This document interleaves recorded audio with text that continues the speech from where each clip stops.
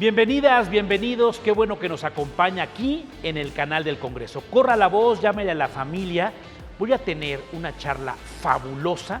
Vamos a hablar de la posible vida extraterrestre, del mundo de la ciencia, con una investigadora de la máxima casa de estudios que usted debe de conocer. No se pierda los próximos minutos de ciencia, de tecnología, de astronomía, aquí en Personalidades. Comenzamos, prohibido cambiarle.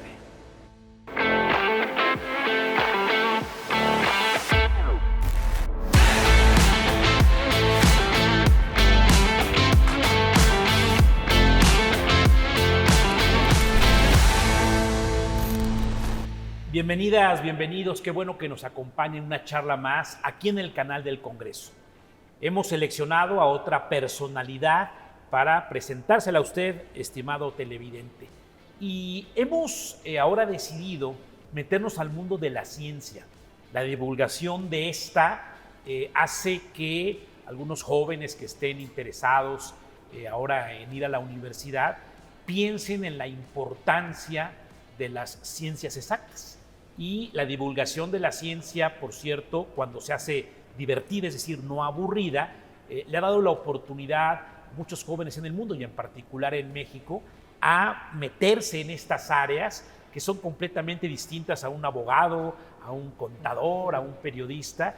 Y hoy hemos invitado a una gran personalidad mexicana, me refiero a la doctora Antígona Segura. Antígona, gusto en saludarte, gracias por venir hasta el Senado de la República, aquí en el canal del Congreso. Muchísimas gracias por la invitación. ¿Cómo te presentas en el Colegio de los Chavos, en una fiesta familiar? ¿Eres divulgadora de ciencia? ¿Eres física? ¿Eres científica? ¿Cómo te autodenominas?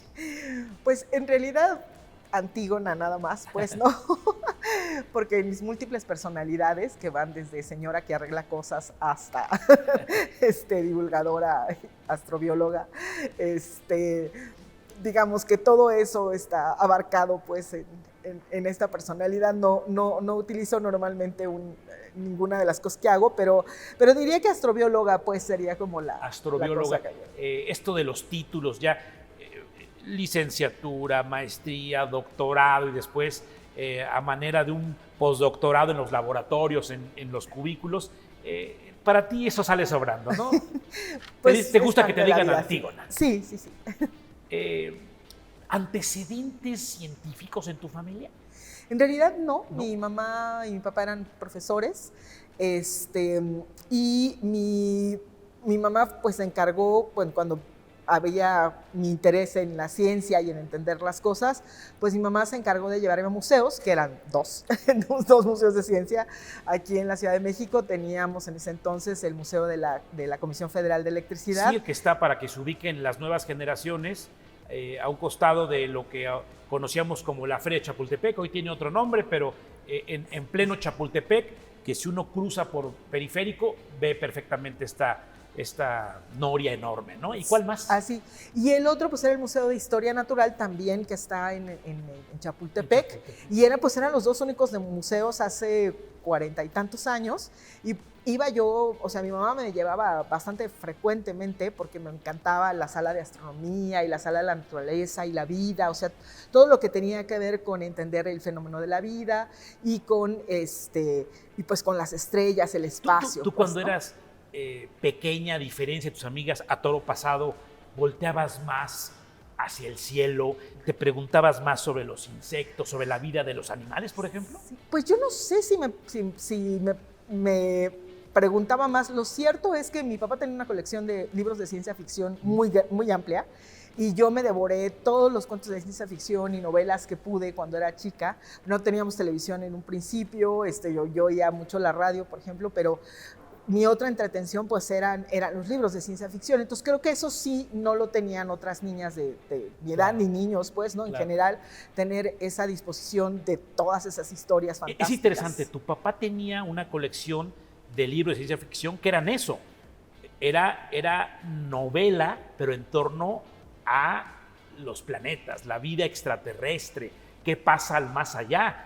Y eso, ¿crees que te engancha?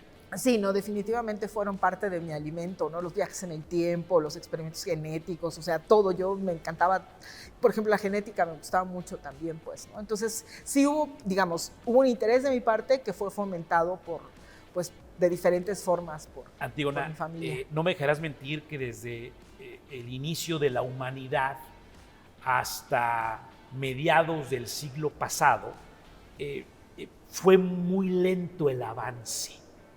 Pero de los años 50 del siglo pasado a esto, ha pasado muchísimo. O sea, hoy los jóvenes se preguntan qué hubiera pasado en el mundo sin el Internet. Y nosotros no teníamos Internet. Nosotros sabemos qué pasa en el mundo sin el Internet. Correcto. Somos una generación, desde el punto de vista de transformación tecnológica, que vimos el cambio. O nuestros padres vieron el nacimiento de la televisión, subirse a un avión hoy es muy barato y muy sencillo. Y para nosotros era algo... Un acontecimiento. Un acontecimiento, correcto. Sí. O ir a la playa, o ir a otro continente era un acontecimiento. Hoy los chavos de 17, 18 consiguen el boleto de avión en su aparato celular y están en otro país. ¿Esto crees que te haya marcado en el avance de la tecnología a una manera apresuradísima? No, es decir, a ver, nuestra visión del mundo ciertamente es, o sea, de las generaciones que no teníamos todas estas, todos estos accesos. O sea, supongo que sí es muy diferente a las de ahora, ¿no? Yo no soy socióloga y no quiero atreverme a hacer inferencias que no me corresponden, pero ciertamente, por ejemplo, yo tuve la historia de Carl Sagan de Contacto, o de, por ejemplo, su serie, ¿no? Cosmos, que para mí fue inspiradora. Y ahora, ¿quiénes teníamos acceso a Cosmos? Todo el mundo, porque pasaba en el Canal 5, que era el canal que veíamos las personas más jovencitas, correcto, los adolescentes, y no había otra opción, no había otra opción además, ¿no? Porque esa era la opción. Hoy los televisores de los chavos de ahora tienen 1000 canales. Sí, exactamente, entonces había como también había una responsabilidad de las televisoras que no creo que se dieran cuenta, pero por ejemplo el Canal 11, pues sí era esta fuente de cultura, de divulgación que definitivamente jugaba un papel mucho más relevante porque no había otras opciones. Correcto. ¿No?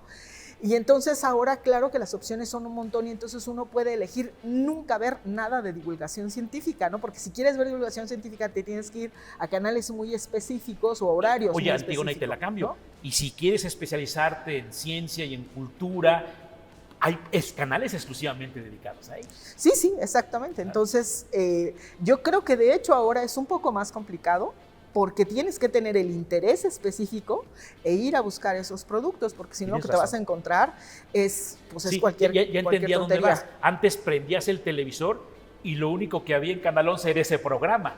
Ahora, si tú no quieres acercarte nunca a la ciencia, a la cultura, tienes basura o telebasura a montones. Muchas opciones para eso. Sí. ¿Tu madre profesora de qué? Profesora de civismo. De civismo. Mira, sí. Muy polémico los últimos años porque del plan de estudios se había quitado el civismo. Sí. De hecho, ella ya se jubiló hace un buen rato y pues ya no está dando clases. Civismo se daba en la secundaria, ¿no? Segundo, tercero. Sí, ella fue profesora de secundaria, se retiró como directora, sí fue una persona muy exitosa. Sí. ¿De clase media mexicana? Pues yo diría, vivíamos en Tlatelolco, sí, pues. Bueno, con una carga histórica bárbara, Tlatelolco, ¿no? Sí, definitivamente. O sea, salimos en el 85 cuando fue el temblor. Sí. Yo estaba por cumplir 14 años porque yo cumplo años el 20 de septiembre. Entonces, fue un día antes. Un día antes. O sea, yo tenía fiesta y todo porque el viernes, era viernes. Obviamente era fiesta, se suspendió esa fiesta, ¿verdad? Se suspendió esa fiesta, se suspendieron muchas cosas porque el día, pues fue el 19 de septiembre fue el último día que desperté en ese departamento. Oye, ¿y puedo conocer cómo viviste ese momento histórico? Un fenómeno natural. ¿Cómo lo vivieron? 7:19 de la mañana. ¿Estabas? Así es. ¿En qué edificio? Estaba entrando a la secundaria. Yo estaba entrando a la secundaria que estaba sobre Fray Servando. El departamento era en el 9º piso. de Tamaulipas, que el Tamaulipas estaba, o sea, el Tamaulipas era un edificio largo y aquí está el Chihuahua y aquí estaba la Plaza de las Tres Culturas. ¿Sí? Entonces estábamos cerca de las Tres Culturas y éramos un edificio igual al del Chihuahua, que ese creo que está más claro en el imaginario de la gente. Y bueno, pues quienes estaban ahí pues era mi papá, mi mamá y mi hermano más pequeño en ese entonces con 5 años de edad. Y claro, en el 9º piso pues el péndulo es mucho más grande. ¿Te despertó el temblor o ya estabas levantado? No, yo estaba entrando a la escuela. Ya estabas sí, porque nosotros entramos a la escuela a las 7:20. O sea, de hecho iba llegando, derrapándome a la escuela cuando empezó el temblor. Y claro, en Fray Servando, pues también, o sea, se abrió la calle, o sea, se cayó un muro de la escuela. Para la gente que nos sigue allende de la frontera chilanga capitalina de Feña, esta zona de Tlatelolco, Fray Servando, Teresa de Mier, donde estaba la secundaria de Antígona, fue un caos. Sí, así es. Tú me explicarás la onda, no hablo de la placa tectónica, la onda del sismo prácticamente pasó por esa zona. Pasó por todos lados, pero claro, esa era la zona del lago, pues, ¿no? Entonces el suelo es más suavecito y pues fue muchísimo más grave ahí. Entonces, sí, no, para mí el 19 de septiembre del 85 fue, o sea, definitivamente algo que marcó mi vida. Obviamente no hubo clases, los mandaron a sus casas de regreso. Pues poco a poco en lo que nos enterábamos fueron llegando más bien las familias, fueron llegando por las hijas, pero era una escuela de puras mujeres, la escuela Sor Juana Inés de la Cruz, una escuela pública que es de puras mujeres, no sé por qué, pero bueno, empezaron a llegar por mis compañeras. Eventualmente yo me fui con una amiga de mi mamá que tenía a su hija también ahí. No, para que se ubiquen los chavos, no había teléfonos celulares, no había redes sociales. No, y además estaban muertos los teléfonos, que eso es otra cosa, pues, o sea, los teléfonos que sí había estaban muertos. Las televisoras habían perdido sus señales, la radio hizo un trabajo fabuloso, por cierto. Sí. Pero bueno, el caos bárbaro. ¿No pasó nada en tu familia? Afortunadamente no perdimos a nadie, o sea, perdimos pues el departamento porque pues en 9º piso había unas grietas enormes, recibimos como una compensación porque eran todavía del gobierno. ¿Dónde durmieron la noche del 19 de septiembre En la casa de mi abuelita, ya en la zona sur, así es, en la casa de la mamá. Que ahí no había pasado prácticamente nada. Que estaba muchísimo más tranquilo, pues el suelo es basalto, es mucho más firme, entonces pues sí, estuvo mucho más tranquilo. Ya platicaremos ahora del sur de la ciudad porque ahora prácticamente vive en Ciudad Universitaria, claro, ¿no? Sí. Como estudiante de muchas maneras y facetas, y ahora como investigadora. Vas a esta escuela secundaria pública de puras mujeres y la preparatoria. Pues nos fuimos a Aguascalientes, después del temblor nos fuimos a Aguascalientes y entonces yo hice la preparatoria, una preparatoria federal por cooperación allá en Aguascalientes. No le tienes que explicar al auditorio que perdieron donde vivían. No querían quedarse con la abuela toda la vida a vivir. ¿Consiguió chamba tu papá, tu mamá allá en Aguascalientes? Ofrecieron en ese momento, o sea, coincidió con que acababan de llevar el INEGI a Aguascalientes, claro. Y había todo un esfuerzo de descentralización, de sacar, que en realidad no fue muy exitoso porque se llevaron a toda la gente chilanga a vivir a otro lado y mucha gente chilanga dijo, no, yo prefiero regresarme a la Ciudad de México. Entonces no fue muy exitoso, pero a los profesores, en ese momento aprovecharon, les dijeron, profesores, quienes se quieran ir a donde quieran, les cambiamos al estado que ustedes prefieran. En realidad no teníamos lazos con Aguascalientes, no conocíamos, pero mi mamá dijo, bueno, no está tan lejos, es un estado pequeño porque no te aseguraban mandarte a la capital, te decían, te mandamos al estado y a ver a dónde. Entonces es un estado pequeño, por lejos que me manden de la capital, pues ahí voy a estar. Entonces mi mamá elige a Aguascalientes y nos vamos a Aguascalientes. ¿Qué tal tu experiencia en Aguascalientes? ¿Qué recuerdos tienes? Eras una hermoso. Adolescente, entrándole a la adultez. ¿Cómo recuerdas tu vida en Aguascalientes? No, bueno, lo que pasa, yo me acuerdo llegar y, por ejemplo, las bicicletas eran uno de los transportes públicos, o sea, los transportes más importantes. Tú acostumbrada al metro, tú acostumbrada a la modernidad. Sí. No, y bueno, ahora sabemos que era lo mejor vivir andar en bicicleta y eso. Ahora, lamentablemente, ya no hay eso, porque uno veía así, o sea, literalmente las montones de bicicletas donde iba el señor, el niñito o niñita ahí enfrente en el manubrio, la señora atrás, o sea, eran el transporte de la gente y era muy maravilloso. O sea, robarse una bicicleta era grave, pues. Y además hay que decirlo, lo digo con gran respeto, y aparte esto habla de nuestra modernidad, de nuestro avance en todas las, en el mundo científico, tecnológico, urbanístico. No era lo mismo Aguascalientes del 2025-26 a el Aguascalientes de 85, Pues del sí, siglo ahora pasado, del milenio pasado.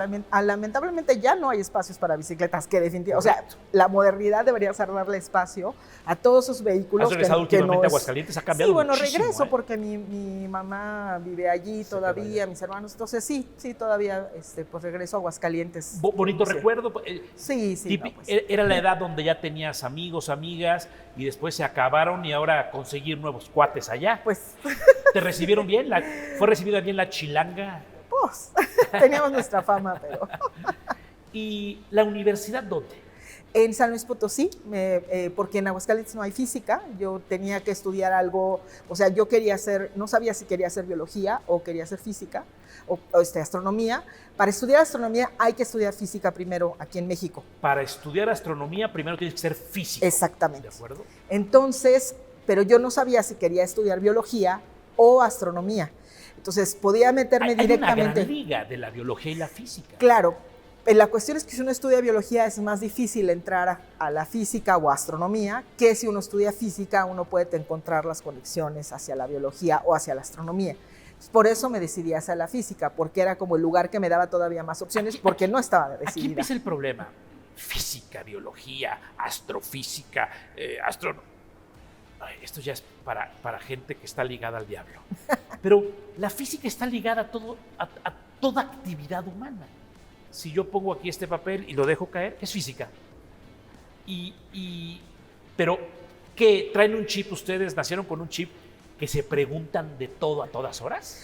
Yo creo que la gente nos preguntamos todo, muchas cosas, pues, ¿no?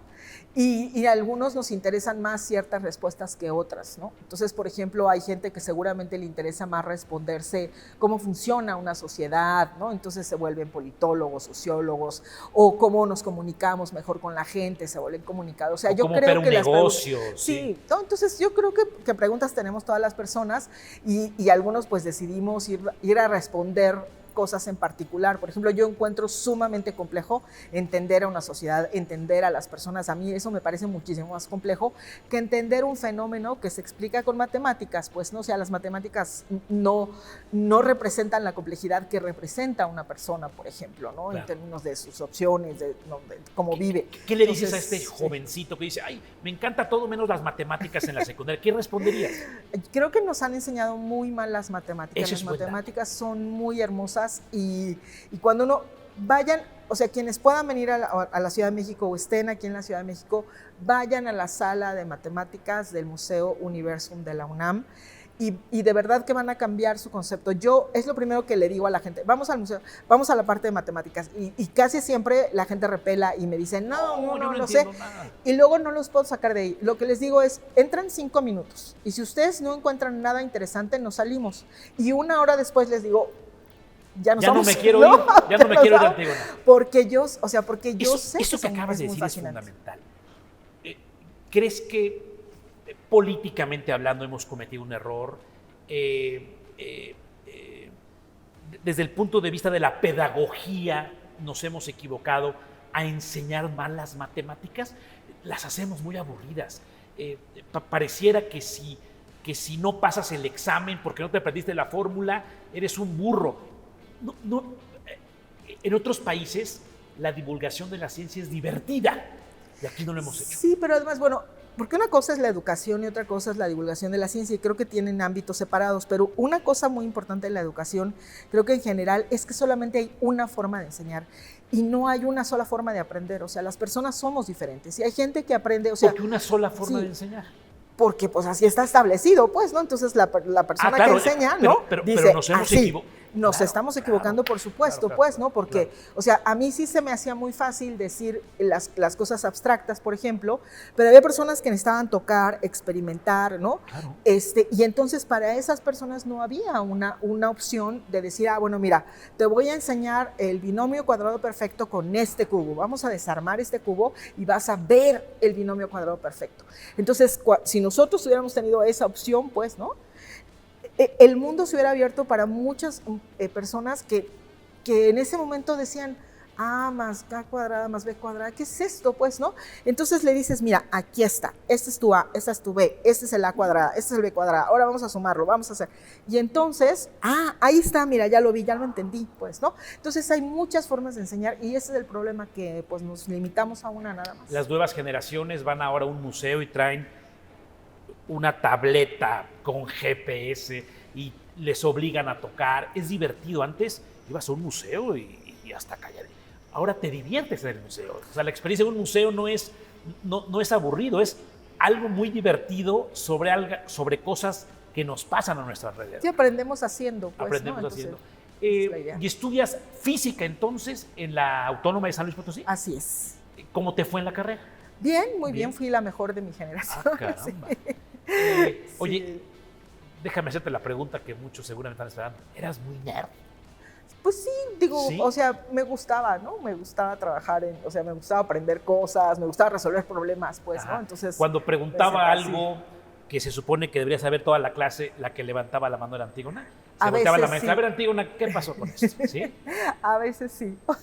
En algunas clases fui muy buena, en otras clases fui pésima. ¿Cuál? Fui pésima en termodinámica, fui pésima en probabilidad estadística. La termodinámica es algo muy fenomenológico y a mí eso me cuesta mucho trabajo. En cambio, por ejemplo, cosas como mecánica cuántica me fueron mucho más fáciles porque una vez que a uno le entra a las matemáticas ya estuvo. Entonces, Y fuiste la no tuve- mejor de sí, tu generación. Fui la mejor de mi generación, así Caramba. es. Y concluyes como física.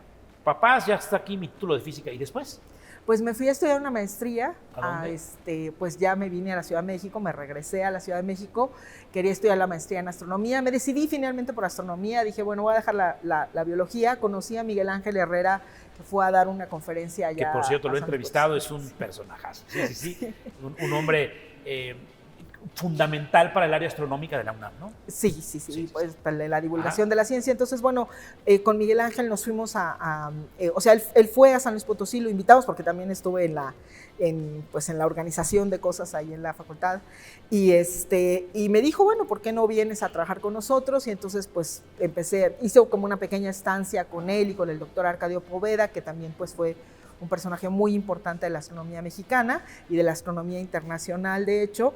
Entonces, bueno, pues estuve con ellos, trabajé y después ya entré a la maestría en astronomía, que bueno, son clases y cosas así ahí en el Instituto de Astronomía. Cuando hablamos de astronomía, ¿son los astros? Es decir, todo lo que está fuera de la atmósfera.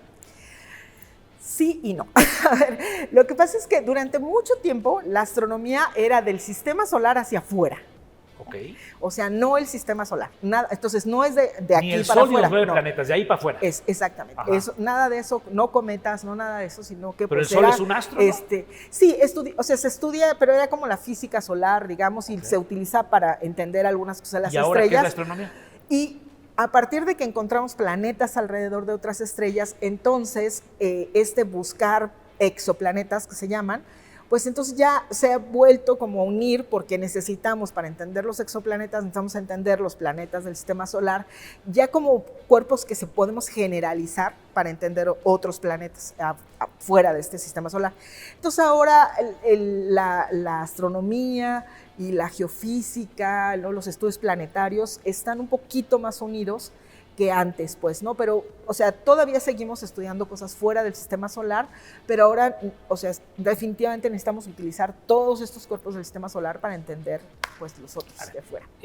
Danos una clase rapidísima. Está el Sol y alrededor del Sol giran 9 planetas. 8. ¿Cómo que 8? 8 planetas, sí. ¿Y Porque ya Plutón, nos robaron uno o qué? No. Plutón sí, ahí sigue en su lugar, no lo hemos corrido a ningún lado, solamente que ya no está clasificado como planeta. Entonces tenemos objetos que ¿Me están clasificados. ¿Me enseñaron ¿no? mal o qué pasó? No, simplemente cambiamos la clasificación. No teníamos una clasificación de planeta en realidad, sino que íbamos como encontrando el siguiente objeto alrededor del Sol y le íbamos llamando planeta.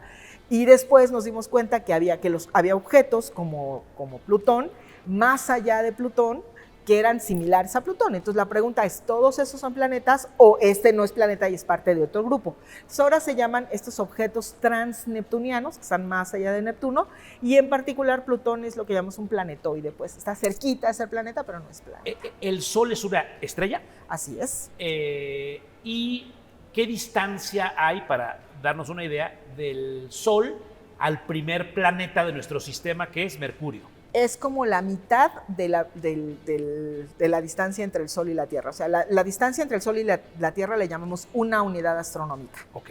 Ah. Y entonces Mercurio está a 0.4 unidades astronómicas. El calor, no podría haber vida como la conocemos nosotros. ¿Esto es el infierno? No necesariamente, digo, no sé cómo sea el infierno, la verdad. Entonces no puedo describirlo, pero ciertamente es un lugar en donde no puede haber agua líquida, pues no hay una atmósfera. ¿Se evaporaría? Se evaporaría de inmediato, así es. Okay. Entonces, pues es un lugar en el que la materia no puede organizarse, pues, para formar. Desde la Tierra, ¿han observado, han hecho experimentos en Mercurio, el primero de los satélites cercanos al Sol? No, o sea, sí tenemos observaciones de Mercurio, tenemos sondas que han ido a Mercurio, que le han dado la vuelta y conocemos más o menos a Mercurio, sí. Sale una navecita y ¿qué trajeron de ahí? No trajeron. ¿Nada? No, hacer el retorno de cosas, eso es mucho más reciente y solamente se han traído rocas de la Luna, obviamente que esto fue el primer lugar del que trajimos rocas. Se han traído muestras de cometas y de un asteroide. Entonces, pero no tenemos. Desde el punto de vista científico, ¿es apasionante ver Mercurio o no? Es un lugar muy interesante porque no entendemos de todo su interior todavía, ¿no? Entonces, ¿de qué está hecho el interior? Sí. Entonces, parece ser que hay más azufre del que esperábamos y además tiene una serie de características interesantes. Tiene campo magnético, es el único de los 4, además de la Tierra. O sea, los planetas terrestres, Mercurio, Venus, la Tierra y Marte, solo la Tierra y Mercurio tienen campos magnéticos. Entonces, y es interesante porque no checa con nuestra idea de cómo debía ser un planeta con campo magnético. Entonces, muchas veces cuando estamos en un lugar donde no alumbra mucho la luna, volteamos al cielo, vemos muchas estrellas y nos dice el amigo, ese es Venus, el segundo de los planetas terrestres. ¿Sí es cierto? ¿Sí se ve Venus a simple vista? Se ve Venus a simple vista. Se ve. De hecho, Mercurio también se alcanza a ver muy cerca del Sol. Es más difícil ver Venus a simple vista. Digo, para Mercurio a simple vista, pero también Venus se ve a simple vista. Y es además como el gemelo de la Tierra, pues, ¿no? Es en términos de que es un planeta muy similar en tamaño y masa. Tú que eres una especialista en investigar lo que pasa afuera, ¿tú crees que ahí sí podría existir vida como la conocemos? No, bueno, primero vamos a definir vida como la conocemos. La vida como la conocemos tiene 2 características. Una es que está basada en la química del carbono. O sea, el carbono es este elemento que puede unirse hasta con 4 elementos al mismo tiempo, incluyéndose a sí mismo. Entonces eso le permite formar estructuras y esas estructuras requieren un medio en el cual encontrarse, moverse, etcétera, y ese medio es el agua líquida. Entonces, entre el agua líquida y la química del carbono formaron la vida en la Tierra. Esa es la vida como la conocemos. Sí. La vida como la conocemos no son seres con ojitos, que respiran oxígeno, no es eso, nada de eso. Es vida basada en carbono y agua. Entonces, se ha hipotetizado que en las nubes de Venus, que es donde puede haber gotitas de agua, podría existir vida. Porque hay agua y es una condición fundamental para la vida. Pero ojo, las nubes están hechas de ácido sulfúrico, no de agua. Lo que pasa es que en esas zonas también puede haber algunas condensaciones de agua, pero no son de agua principalmente las nubes, sino de ácido clorhídrico y ácido sulfúrico. Entonces, ¿qué hay de este anillo? ¿En Venus hay un anillo? Que yo sepa, no.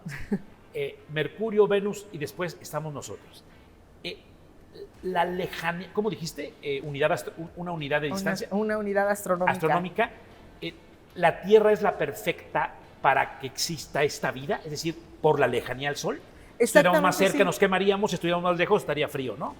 Así es. Entonces de hecho, Marte también está en la zona que se llama la zona habitable, pues. Sí. O sea, si Marte fuera más grandote, hubiera podido retener su atmósfera. Sabemos que en el pasado tuvo una atmósfera mucho más grande. Ahorita tiene una atmósfera muy tenue y hubiera mantenido su agua líquida.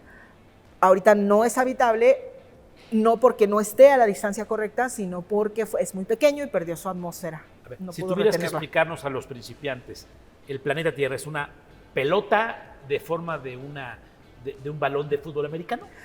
No exactamente. Bueno, es que se le llama geoide porque es un poco, digamos, es como una esfera un poquito achatada y luego tiene un montón de relieves y cosas, pues, ¿no? Y básicamente está hecha de 3 cosas. Una es un núcleo de hierro níquel, ¿no? Entonces ahí van dos, entonces el núcleo, y luego el resto de la Tierra son silicatos, y para quienes digan, ay, silicatos, qué cosa tan rara es esa, todas las rocas que ven a su alrededor, esas están hechas de silicatos, o sea, la superficie terrestre son silicatos. Déjame regresarme, ¿el núcleo es una pelota? Es una especie, sí, de esfera. Sí. ¿Que está en el centro de la Tierra? Está en el centro de la Tierra. Ajá. ¿Que atrae todo? No, no atrae todo. O sea, los cuerpos con masa atraen cosas porque tienen gravedad, pues, ¿no? Sí. Entonces, en ese sentido, la Tierra como cuerpo, pues ejerce una Pero todas las fuerza de gravedad, montañas, pues, ¿no? las rocas que vemos, ¿qué son?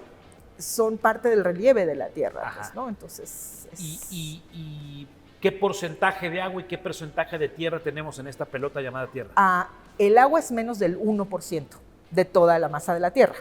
O sea, menos del 1%. O sea, ojo allí, porque sí, el agua está en la superficie y cubre 3/4 partes de la superficie, pero no es nada de abundante. Oye, en comparación. Nos habían enseñado mal. A ver, otra vez. Es un planeta seco. De la pelota llamada Tierra, es el tercero del planeta de nuestro sistema solar. ¿Qué porcentaje de agua del planeta? Menos del 1% de la masa de la Tierra es agua. Por eso la describo como un núcleo de hierro y un manto de silicatos. Es una roca, es una gran piedra, así, porque la podemos modelar perfectamente sin necesidad de incluir el agua. Hemos visto mapas, hemos visto inclusive ahora globos terráqueos interactivos, fabulosos. ¿Qué parte está habitada de la Tierra? Un porcentaje mínimo.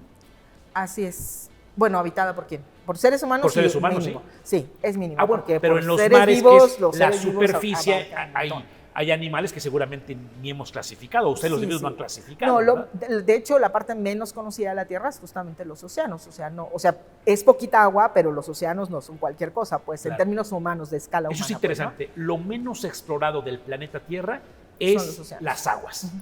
Es decir, ¿por qué no hemos llegado? ¿Por qué no hemos llegado a la...? Es muy difícil bajar. ¿Por qué razón? Es muy grande la extensión para... Grande, ¿sí? O sea, en escala humana, otra vez. O sea, en escala planetaria es poquito, pero en escala humana son muy grandes, pues, ¿no? Y las profundidades, pues, tienen sus retos para poder ser exploradas, pues. Claro. Ahora, déjame detenerme en ese tercer planeta. La ciencia logró salir de la atmósfera y poner satélites. ¿Qué son los satélites artificiales? Pues son máquinas, básicamente, que lo que nos permiten observar. Danos una idea de qué Hay tamaño. de todo. O sea, tenemos desde los satélites nano, que son chiquitos, así, del tamaño de mi mano, así, de este tamaño, hay satélites muy pequeñitos, hasta cosas enormes, pues, del tamaño, no sé, de un Volkswagen, una cosa así, pues, ¿no? No sé si puedo decir marcas. Sí. De un carro pequeño, pues, ¿no? ¿Y qué es lo que hace el satélite? Bueno, depende, cada satélite tiene su propia función. Cuando son muy pequeños tienen funciones muy específicas, muy limitadas. Cuando son objetos más grandes, pues entonces les pueden poner más instrumentos, pueden observar cosas. Permíteme la señal de telefonía. Está la Tierra, lanzan el satélite. Primera pregunta, ¿ese satélite se queda estacionado en el espacio? Se queda girando alrededor de la Tierra. Gira alrededor del espacio sobre un mismo... En una misma órbita. Una misma órbita, da vueltas y tú lanzas la señal de telefonía y lo que logra es que vaya a otro sitio de la Tierra. Así es. Como la Tierra es redonda. En el caso de los satélites de telecomunicaciones. Señal de televisión, por ejemplo, hace lo mismo. ¿Para qué hay más satélites? Bueno, tenemos satélites, o sea, yo me puedo hacer cargo de lo que es satélites de la ciencia, pues, ¿no? Sí. Entonces, hay un montón de satélites dedicados a cuestiones de defensa, a cuestiones de telecomunicaciones. ¿Para qué quieren más? Ahí sí yo no sé, no puedo. ¿Clima, por ejemplo?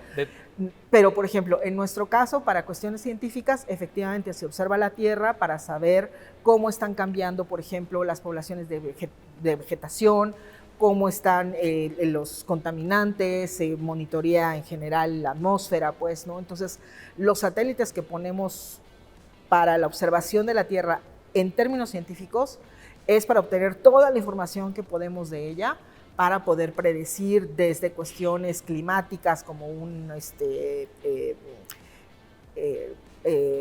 perdón, eso fue el nombre, como un huracán, una explosión, no, o sea, un fenómeno meteorológico. Hace una erupción, un volcán, hacia dónde se van los gases de esta erupción, producen un montón de SO2, ¿no? óxido de azufre, Sí. que luego se convierte en ácido sulfúrico. Entonces esas cosas se pueden ver con los satélites, planear, decir. Entonces esos satélites dedicados a la ciencia nos permiten hacer no solamente observaciones así nada más para observar y decir, sí, ya sé cómo es, sino además también para hacer predicciones, para hacer Ese responder, satélite pues. de ese tamaño o el tamaño de un Volkswagen, de un bocho, da vueltas en su órbita, pero un día pierde vida. Bueno, cuando se le saca el combustible, cuando los instrumentos dejan de funcionar, o sea, hay muchas razones por las ¿Y que qué un pasa? satélite... ¿Ya no gira? No, bueno, lo que pasa es que normalmente se les, si por ejemplo, si no tiene combustible, se van, digamos, dejando caer, pues, hasta que vuelven a la Tierra. ¿Y que dónde Entonces, cae? ¿En el agua? Pues es la mayor parte de la superficie de la Tierra, es más probable que caigan ¿Qué en el agua, tanta pues, ¿no? chatarra hay en el espacio? No sé. De eso no sé. Pero ¿qué? Va a haber un momento que seguimos mandando y va a haber un momento que pueden chocar, por ejemplo, los satélites. Sí podrían chocar ¿Ah, en sí? principio, sí podrían chocar. Porque hacen De un hecho, mal hay muchas cálculo ideas. de qué Bueno, órbita es que va. pasan muchas cosas, pues, ¿no? En el espacio. O sea, una vez que está en el espacio ya no hay garantía de nada, pues, ¿no? Sí. O sea, puede pasar un micrometeorito, o sea, un meteorito pequeño y, bueno, a esas alturas es un objeto como un pedacito de asteroide, una cosa así. Y lo rompe. Y le puede pegar, ¿no? Y cambiar su órbita. Entonces, o sea, pasan muchas cosas, pues, en Para el darnos espacio. una idea, cuando despega el avión, ¿a qué altura vamos de la superficie terrestre? Te lo pregunto para que después me digas más o Sí. menos después a dónde está un satélite. Sí, yo prefiero esa parte de eso. ¿No? porque no, esa no es mi área, pues, ¿no? No Pero, toco, pero, sí. pero estamos hablando de diferencias de altura bárbaras. Sí, o sea, más o menos, o sea, estamos hablando por debajo de los 10 kilómetros. Cuando estamos en los aviones, estamos abajo de los 10 kilómetros. 10 ¿no? kilómetros. Sí. Y los satélites están a... Están un poquito más arriba, es que depende, pues, hay órbitas bajas, hay órbitas más altas, pues. Entonces, De acuerdo. A ver, me regreso a los estudios. ¿Haces la maestría en? hago la maestría en astronomía en el Instituto de Astronomía de la UNAM. Ok. Y después haces el doctorado. ¿El doctorado en qué? El doctorado es en ciencias de la Tierra, porque en astronomía me dijeron que lo que yo quería hacer no era astronomía. Entonces dije, bueno, entonces me pidieron cambiar de proyecto y dije, sí, ahorita. Ciencias de la Entonces, Tierra. Ciencias Explícame de la qué es Tierra. eso. ¿De qué estamos Pues hablando? básicamente Ciencias de la Tierra abarca ciencias espaciales también, que ahí sí ven estas cosas que tienen que ver con satélites, espacio, el Sol, etcétera. Y las ciencias de la Tierra pues son geología, la parte de entender los suelos, el agua, etcétera. Todo lo que tiene que ver con entender nuestro sistema Tierra como un sistema físico es parte de Ciencias de la Tierra. El futuro, la vida, la dirección de un doctor en Ciencias de la Tierra, doctora Sí. en Ciencias de la Tierra, es estar investigando toda la vida. No, hay muchas áreas. De hecho, por ejemplo, hay gente que se dedica a cuestiones de prospección para encontrar petróleo, por ejemplo. Para o una gases. petrolera. Sí, exactamente. O sea, Sí, no, contrata una minería. empresa privada a estas personas para hacer. Sí, también hay cuestiones de minería, por ejemplo, ¿no? Tú, por asociadas a ejemplo, eso. decidiste la investigación. Sí, porque pues fue lo que siempre me gustó, ¿no? A ver, ahora explícame un día de Antígona. Vas a Ciudad Universitaria y llegas a un laboratorio. No, yo trabajo, mi laboratorio es mi computadora, yo trabajo en cuestiones totalmente teóricas. Entonces mi laboratorio es un programa que lo que hace es simular planetas alrededor de otras estrellas. Entonces simula la atmósfera. Entonces lo que yo hago es jugar con los parámetros de este programa. Obviamente estos parámetros tienen que ser realistas, pues tienen que ser basados en cosas que o inferimos de los planetas o ya sabemos porque hemos observado. Tú vas alimentando al programa con esta información. Y entonces ¿sí? Entonces hago corridas y luego veo qué pasa con su química cuando le cambio la radiación de la estrella o cuando varía la radiación de la estrella, cosas por el estilo, ¿no? Entonces puedo saber cuánta radiación ultravioleta, por ejemplo, llega a la superficie del planeta, si eso sería potencialmente habitable o básicamente achicharraría todo. O, por ejemplo, también puedo saber si esa radiación puede iniciar procesos para el origen de la vida, ¿no? Que también esa parte es importante. O sea, la radiación ultravioleta no siempre es mala, terrible, pues, ¿no? Sino que también puede iniciar estas cosas. Entonces, básicamente la idea de mi investigación es jugar con estas cosas porque digamos, mis resultados para lo que sirven es primero para planear misiones, para buscar vida. Planear misiones y establecer estrategias para buscar vida alrededor de otros planetas. Sí. Alrededor de otras estrellas, perdón. O sea, en planetas alrededor de otras estrellas.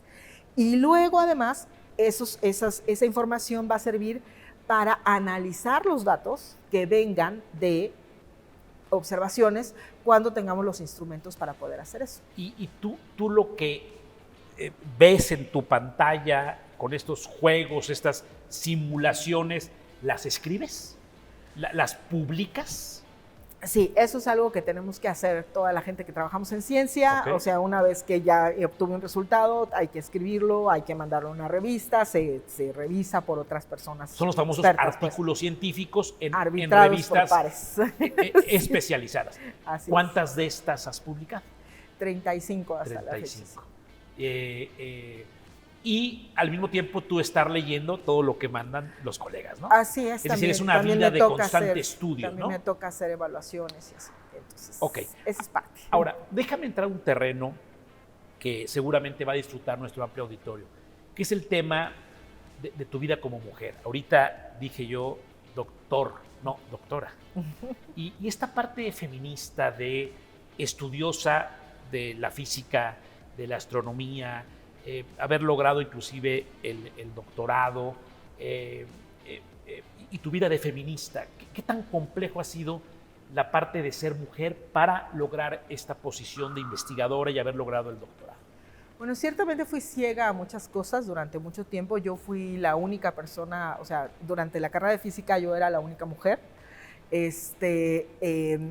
Durante la maestría teníamos un poco más balance, pues, ¿no? Pero alguien me preguntó, por ejemplo, en ese momento yo ya estaba casada, ya tenía pareja, y entonces me dijeron que pues no lo iba a lograr porque pues si ya estaba casada, pues yo me iba a dedicar. Te vas a embarazar y ya vas a dejar sí, todo, entonces ¿no? sí, yo así como de, pero, o sea, ¿qué le pasa? ¿Por qué me dicen estas cosas?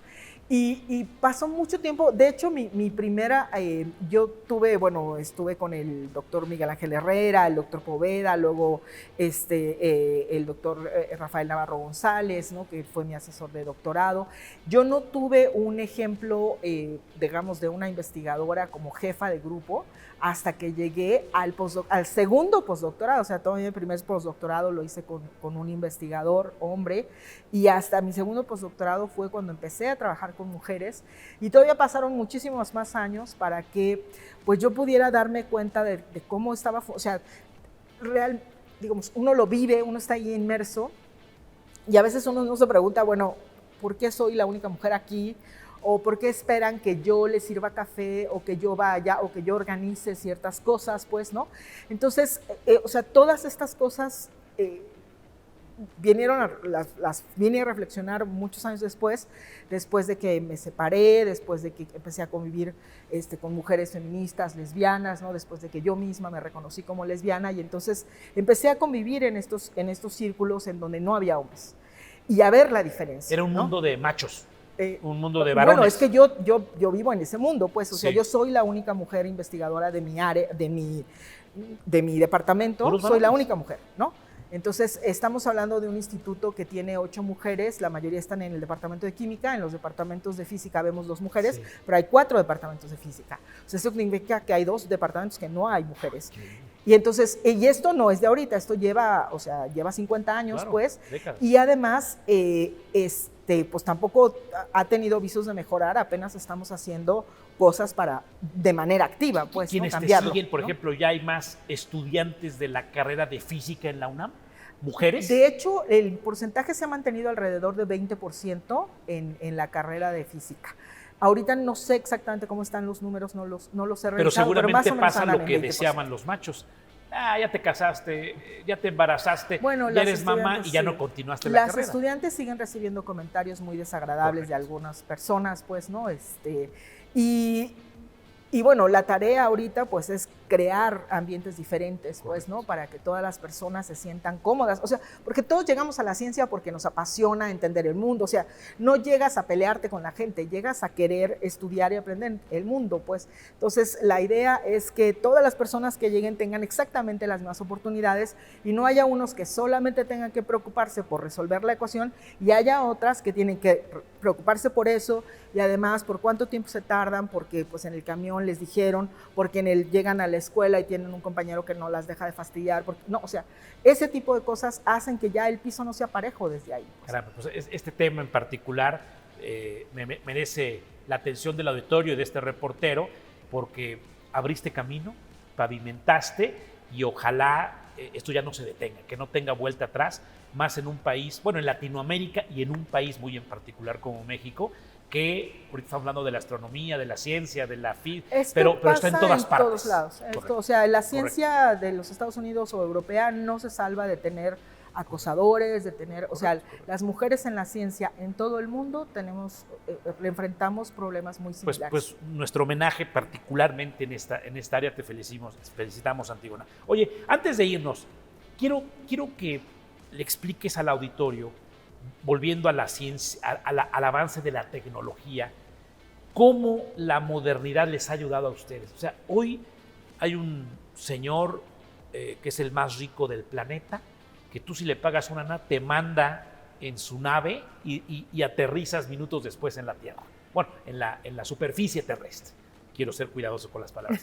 ¿Qué opinas de esto? O sea, esto cuando iniciaste a pensar, no, era completamente ilógico, inalcanzable. Y hoy una empresa privada inclusive está haciendo, tú me corriges si me equivoco, inclusive más experimentos científicos que la propia NASA, por ejemplo. No. ¿No?